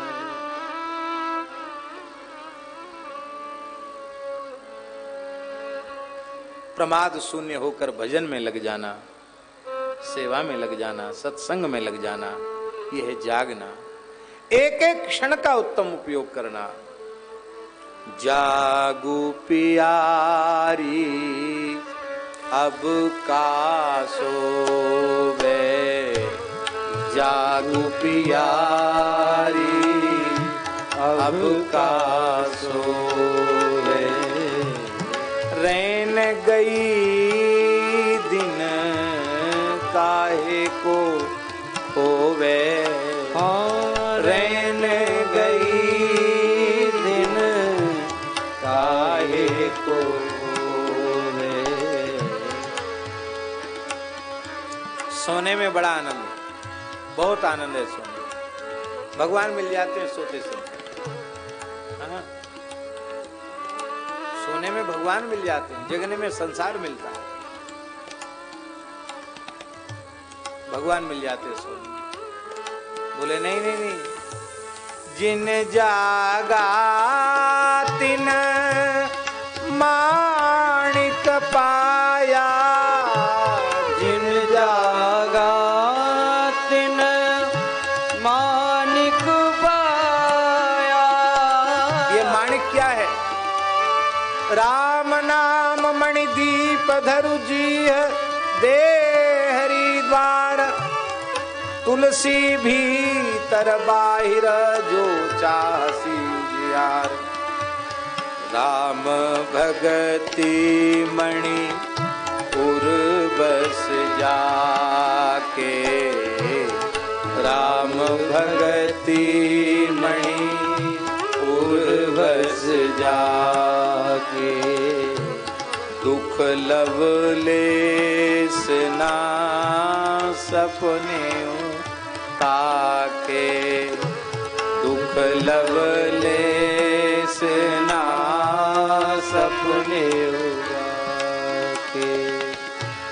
जिन जागा तिन माणिक पाया। जिन जागा माणिक पाया ते बोरी सब सोए गमाया ते बोरी सब सोए गवाया ते बोरी सब सोए गमाया ते बोरी सब सोए गवाया पिय तेरे चतुर तू मूरख नारी पिय तेरे चतुर तू मूरख नारी कबहू ना पिय की सेज संवारी कबहू ना पिय की सेज सवारी ते बोरी बोरापन कीनो ते बोरी बोरापन कीनो अरे जीवात्मा ये तेरा पागलपन है क्या भर जौवन पिय अपन न चिन्हो भर जौवन पिय अपन न चीनो उस स्त्री का क्या होगा जो है तो सदवा पर पूरी जवानी बीत गई उसने पति का मुख ही नहीं देखा अपनी मस्ती में रही उस स्त्री को पश्चाताप करना पड़ेगा कि नहीं वो पति के मिलन के सुख से वंचित हो गई तै बोरी बोरापन कीनो भर जौवन पिय अपन न चीनो जाग देख पिय सेज न तेरे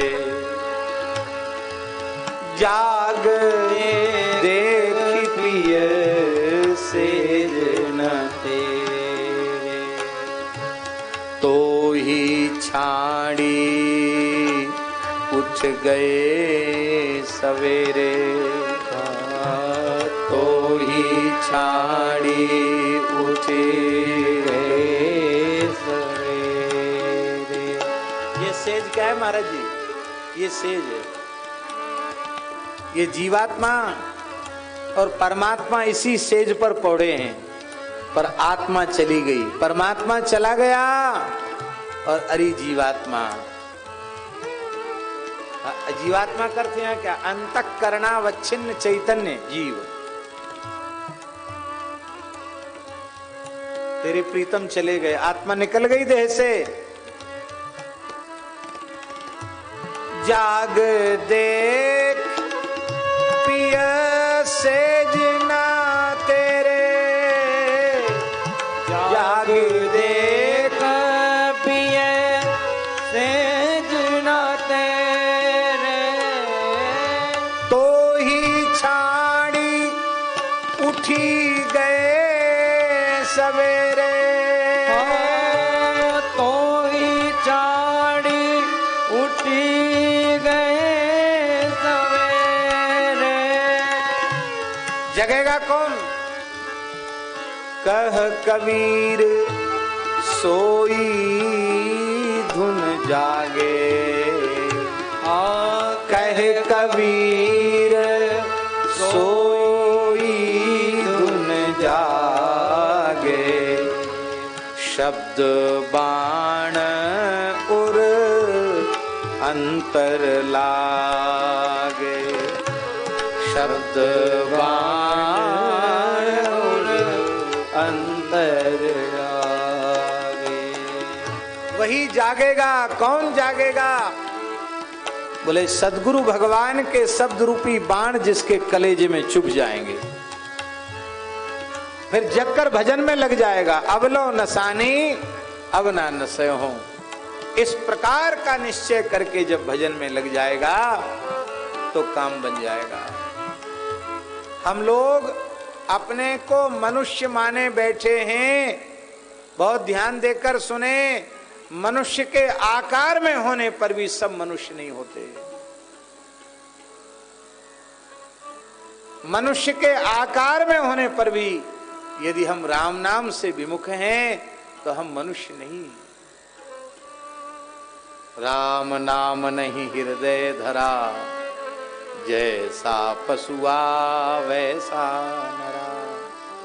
पशुआ आवे पशुआ जाए, पशुआ रहे वो पशुआ खाए। राम नाम जाना नहीं माई, जन्म गया पशुआ की नाई। राम नाम से नाई प्रीति, यह है सब पशुअन की रीति। जन दरिया जिन राम न गाया, पशुआ ज्यों ही जन्म गमाया। अत प्रभु छाड़ी भजहि जे आना, ते नर पशु बिन पूछ विषाणा। वो बिना सिंह पूछ के पशु। इसलिए पहले तो ईमानदारी से मनुष्य बनो। भजन करोगे, सेवा करोगे तो मनुष्य कहलाने के लायक बनोगे। और फिर एक एक क्षण जो प्रमाद में हो गया सो हो गया, अब प्रमाद में नहीं जिएंगे, ऐसा भीतर से पक्का निश्चय कर लो। बस फिर अगला जन्म आपको भजन के लिए मिल जाएगा। और नहीं इस जन्म का उपयोग नहीं किया तो अगला जन्म भी भजन के लिए नहीं मिलेगा। और यदि भजन में जीवन दूसरा मिलने की इतनी भी संभावना में कसर दिखाई पड़े तो हम हाथ जोड़कर प्रार्थना कर रहे हैं, ऐसा साधन कर लो यह शरीर अंतिम शरीर हो, यह जन्म अंतिम जन्म हो, द्वारा किसी माता के गर्भ में न जाना पड़े।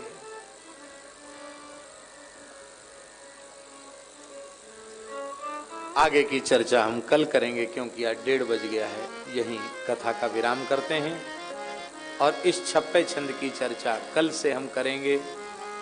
बहुत भाव से, बड़ी ईमानदारी से हम लोग केवल समय पास करने के लिए नहीं, कमर कस के इस भाव से यहां बैठे कि इस कथा में हमें अपने जीवन में आमूल परिवर्तन करना है और इसी शरीर से भगवत चरण कमल को प्राप्त करना है। ये संकल्प लेकर के बैठे, बस मौज आ जाएगी। श्री राम जय राम जय जय राम। श्री राम जय राम जय जय राम।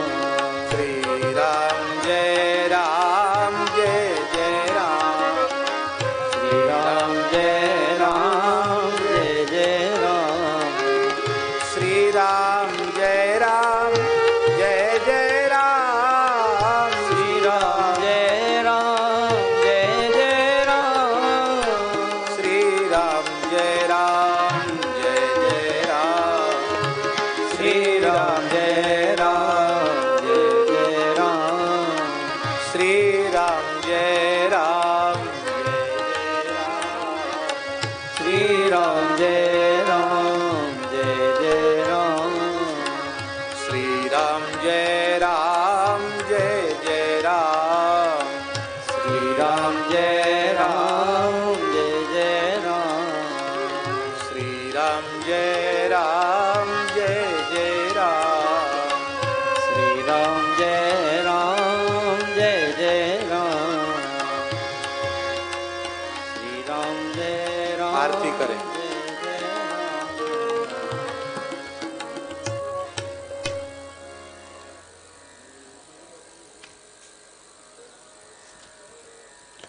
जय नाभा भारती की आरती आरती हरे